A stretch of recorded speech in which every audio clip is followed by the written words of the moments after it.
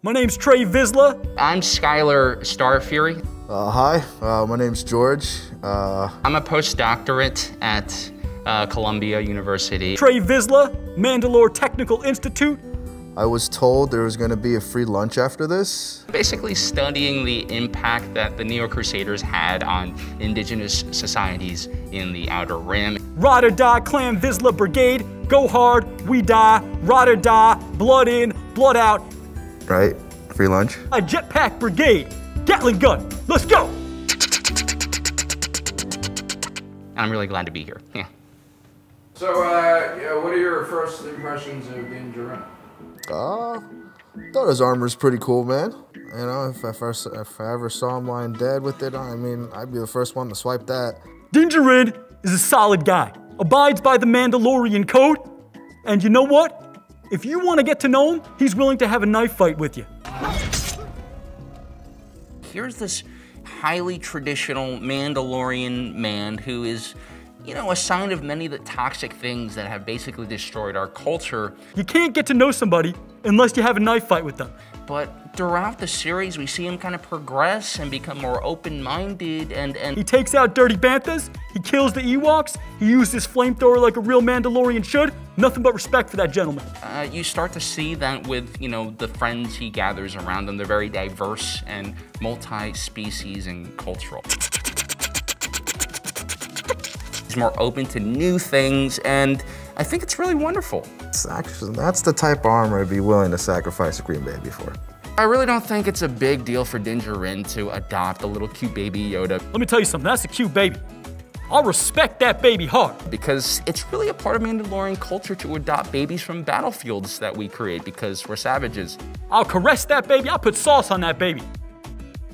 I would take that baby and I would dip it into a river of Beskar and make a little baby popsicle out of it. Anyway, me and my robot partner, we just adopted a pair of Ewoks and they're so wonderful. They do have some strange things, like they've been eating some of our weaker children. But I wouldn't defy the code for that baby. That's a no-no. And that's what Din Djarin did. He did break the rules, so, I mean, he had it coming. And that don't sit right with the guild. At the same time, like, as a union, I expect the unions, you know, to cover our backs, to help their own, to look out for their own. But, you know, what they did shooting at Din Djarin, man, it's, I don't know, man. So, how did you feel about that scene where the Mandalorian takes off his helmet? Totally unrealistic. What, did Ryan Johnson write that scene? So actually, like, helmets are kind of an old school Mandalorian tradition. I'm a new Mandalorian and we don't wear helmets because we're not like repressed psychopaths that are afraid of everything and try to kill everything. This is all effort on the part of the Galactic News Network to destroy Mandalorian culture. The reason I'm really wearing this right now is because the recent Rhodian virus, and it's not racist when I say that because it does come from Rhodians. I have Rhodian friends. Let me tell you something. Let me tell you something to all the little peons out there. Masks don't work. It's not about me getting the virus, but it's about me giving it to other people. Masks won't stop you from getting sick. Helmets bring the girls to the dick.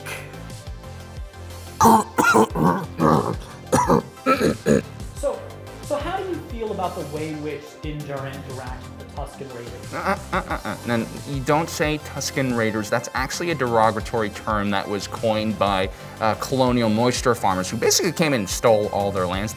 They're people, right? They're humans? Or something else? I mean, some of them, I mean, they got some curves on them, but... These are a people.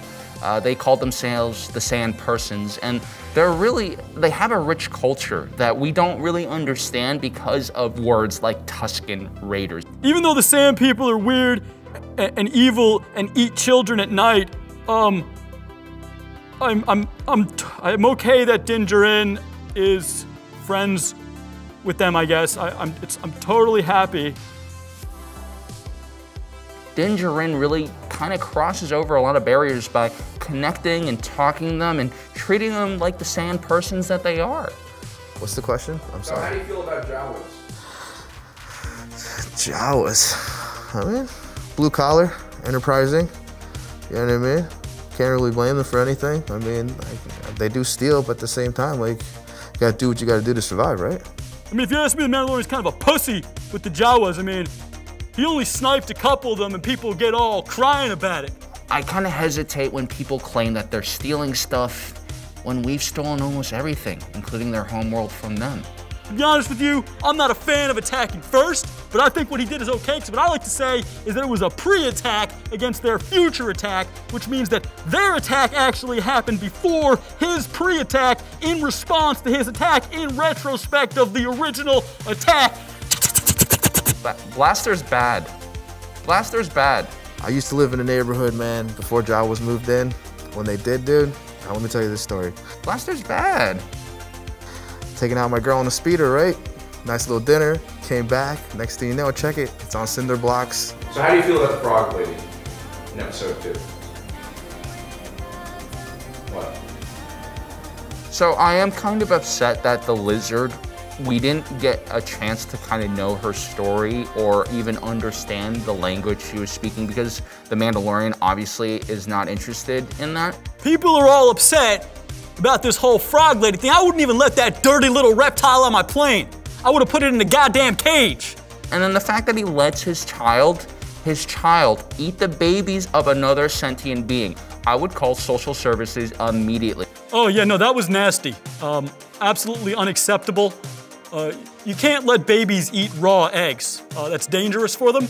Those are not eggs. Those are love pearls, okay? Blossoming with potential. You want to put it on the pan, cook it up, fry it. You can poach them. Eggs Benedict's absolutely delicious. Not too highbrow for me. Any eggs are prepared as long as you cook them. They're safe for children that way. It's not funny and it's not humor. Cancel them. I would have eaten the lizard too, probably. Not the head though. That's unsanitary. All right, give me a question. What do you think about the portrayal of wildlife in the show? Oh, you mean food? I generally believe how a culture treats things like its environment and wildlife are very indicative of, the health of that culture. And as you can see, we Mandalorians live on a deserted fucking planet with no atmosphere anymore. Yeah, I mean, when I'm bulking, I probably hunt just like Din Djarin, when I'm really trying to build up some weight and muscle, I'm definitely liable to take out a few banthas a week. And I think it's because we have a very bad attitude towards wildlife. We see it as a commodity, I mean, how is it that a mudhorn is worth more dead than alive? It's so tragic. 54 grams of protein per hour. In my peaking mode, I'm gonna go after a crate dragon. If I can get me an egg, hoorah. Well, have you guys ever thought about it from the crate dragon's point of view? Imagine a little tiny metal man flying into your butthole and then exploding out of your mouth with fire. I mean, it's devastating. Just because they're scary doesn't mean we have to label them as monsters. We have to try to better understand these things. You know what I'm gonna do, that crate dragon? I'm gonna empty through his goddamn mouth and I'm gonna eat my way down to the anus and then I'm gonna fly up. I mean, I don't know what that means. So they're a danger to eat? No, they're endangered. So I can eat them? They're endangered. They're on an endangered species list. So they're poisonous then. That's what you're telling me, right? It's poison. That's why they're in danger? No, they're not poisonous. They're just there's a limited amount of them. They're endangered. Okay. What do you think about the Mandalorian helping the Empire? Oh, well, the Empire, I mean, is obviously not very popular in Mandalorian circles with the Great Purge. Let me tell you something about the Empire. I mean, do you know what percentage of their high-ranking officers are female or an alien? I don't know, but I'm sure it's really racist.